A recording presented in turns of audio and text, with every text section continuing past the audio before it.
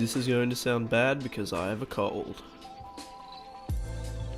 My digital artifact was intended to be a variety live stream 3 nights a week, with a podcast on Fridays and a gaming live stream Tuesdays and Thursdays. The project was to address university students that are opinionated and relate to them through gaming. I used twitch.tv as my platform and started off with Streamlabs as my production program. I decided to keep the layout of my stream simple as to avoid information overload for newer viewers. My content ended up being nothing but gaming at this point, as people I approached to do a 15 to 20 minute podcast weren't interested in discussing open, social and personal issues.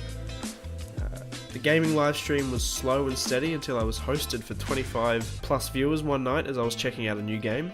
The viewership stayed above 10 for the next 2 days as I checked out the new game until I decided I hated it and moved away from it. This resulted in a loss of viewers back down to between 0 and 5. This brought up the question, do I sacrifice my enjoyment of my own content to gain an audience? I suppose time will tell. Streamlabs became a bit too enclosed in regards to producing my own aesthetic, so I have now switched to a more open source production program known as Stream Elements and its partnered program known as Open Broadcasting Software, or OBS for short. My approach to the podcast side of my project is near null and void unless I find people to talk to, which might result in me changing the idea of what content my podcast will produce. Perhaps I'll collaborate with other students on a Friday night to aggregate communities and audiences, or participate in leeching, as the Twitch community would call it.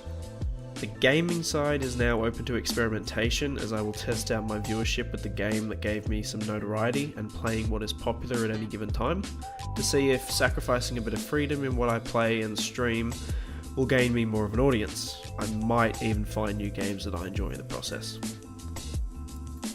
On a more personal note for the project, it is enjoyable.